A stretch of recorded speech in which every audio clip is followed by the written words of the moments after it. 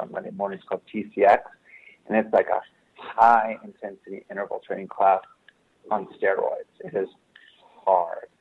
And then right after that, I go to my yoga, and it's wonderful. And then just to get, the nice thing about teaching indoor cycle is because there's not choreography, because you have a different level of connection. You can really look people in the eyes, and you can really impact their fitness and their. I remember your highly choreographed step classes. They were really a challenge, though. Yeah. I remember you in my classes. I loved you in my classes, and that was my thing, right? Like, and it's kind of how my mind worked. My mind's a bit mathematical, so it was fun to bring the dance, the artistry of the dance, and the mathematics of the music and the step choreography together in a way that hopefully was just fluid and fun for people. But it did it was challenging, right? And part of like your earlier question is, I think, not intentionally, of course, because every time we teach a class, we want everybody to follow and have a great time. But I think our high-low, our cardio dance, our step classes, they're hard to teach well, right? It's a hard format to teach and get people to stay along with you well, and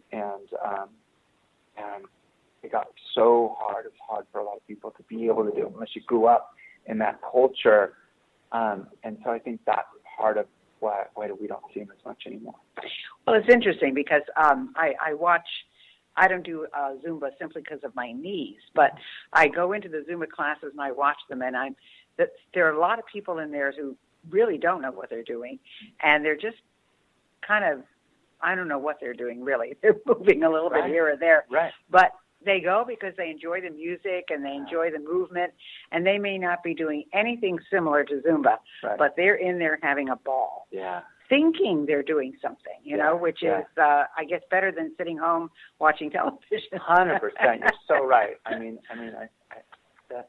the big thing for all of us is getting people up off their couch, right? Exactly. So if they get up off their couch and they go and they're smiling and they're moving to the best of their ability to what's going on, it's a beautiful thing, right? And then hopefully they'll get better and better and better and better. Exactly, right. One day they'll be teaching, right? So it's neat. Well, how did you go into being an international presenter? People don't understand how that happens. And then, of course, becoming the senior director of yoga and all the other things that you're doing at Lifetime. So when I started teaching, and I had kind of after I got my degree, I had an opportunity to own a place in Newport Beach, California, and I owned a small 3,500 square foot facility, and I did that for a while, and it was a blast. And then I started getting asked to go and teach other places, so I sold that and I moved to LA, and I taught at Voight Fitness and Dance Center, and it was like it was the epitome of like people came from all over the world. Like that kind of fitness with cardio dance and step, and like we're talking about, was just starting. So the rest of the world was like, this is cool, we want to do it. They would come take classes, they would invite you to South America, invite you to Asia, invite you to Europe.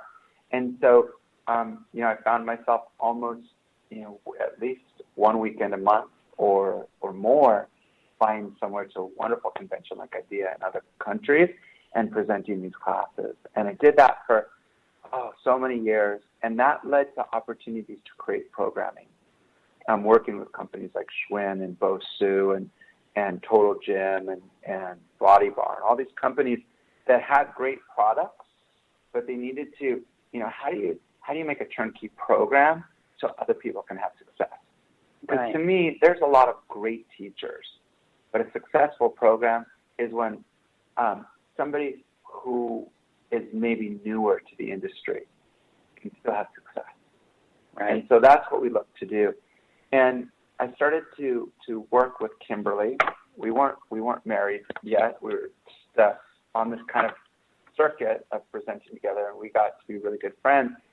And I had talked a lot to her about, I can't stand that people say either you have it or you don't. I disagree. I think some people have it, as we say, like this charisma. I think we lost it. Wait a minute. Okay. Did we lose it? I think I did something. How far back?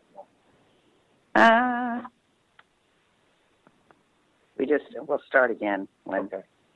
Hold on, I pushed the wrong button, I think.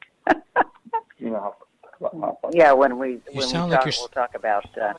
You're still. Oh, there you are. You're are still you recording. Oh, sorry. I thought we lost you. No. Okay. All right. We'll pick up again. He'll cut that out. Okay. We'll start on. We're talking about how you got to be an international presenter. Can I ask a quick question? Yeah. Would you prefer that I start from the beginning of that, or just pick up from where I left off? Either one is fine. Okay. He'll edit it. Okay. So Kimberly was presenting as well, and we were talking about that there's a lot of great classes. You go take a great step class, you go take a great cardio dance, but there's no classes out there that really help professional development. Regardless of the content, how can you just be a better connector, like we talked about earlier? So I had the honor of taking from and learning from a teacher in Argentina by the name of Gabriela Retamar, an amazing step teacher. Did you ever take her class? No. I think she only came to the States a few times.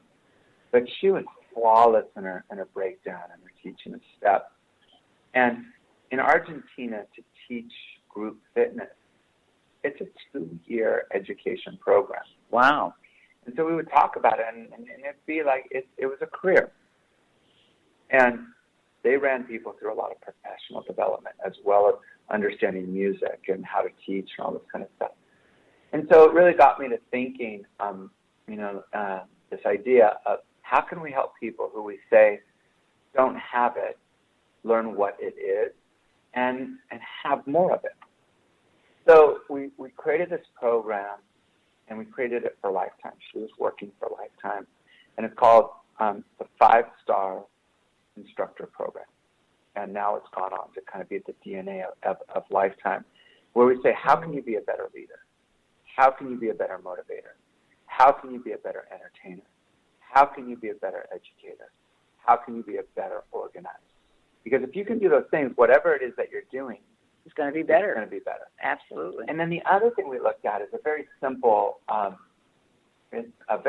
method of understanding the personalities. And there's an author by the name of Tony Alessandra. Oh, I know Tony very well. Great. Yes. So we were inspired by his book, The Platinum Rule. Right. And just saying, okay, so let's look at a couple things. You need to have those 5 qualities we just mentioned. Plus, you need to understand the dynamics of a group. So we did a simple, like using Tony Alessandra's behavioral styles. We just did a simple assessment of like, who are the people in front of you and what do they need? What do they need to feel comfortable in your class? And then tie that together with how can you be better at each of these things intentionally. And it's worked really well for Lifetime. We're actually integrating it into our small group training. And like I said, like really that concept of how to be that ultimate fitness professional regardless of the content.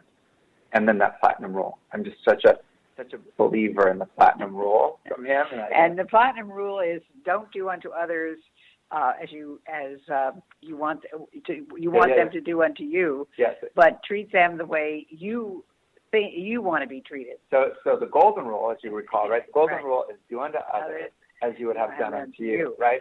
And the platinum rule is do unto others as they would like to have done unto them. That's right. So the joke we make there is like this. Okay, so if I'm going to treat you the way I want to be treated, I'm not going to ask you what kind of pizza you like. I'm going to go out and get, the pizza I like. It might be onions and anchovies. And I didn't take the time to get to know you and find out what do you like. That's true. That's not creating relationships, right? Real relationships are I'm like, okay, Gail, I'm going to run and get pizza. What is it that you like? And you share with me, and I go and I get it. And then I remember 3 months later, and I don't even ask her. I show up with the kind of pizza that you like. To me, that's the platinum rule. Treating people the way that they want to be treated, not the way I want to be treated. Well, you've heard it here, from Rob Glick. I mean, he's an expert at this, and he's done so many wonderful things. Where could they find you, Rob? So please connect to me through Facebook or Twitter. It's just my name, Rob Glick, ROBGLICK, at either. And I would love to be in touch with you guys. And again, I think all of us who listen to Gail are connected to having a healthy, happy life. And that's what we try to do. Wonderful. Thanks so much for being with us today, Rob. Thank you, Gail.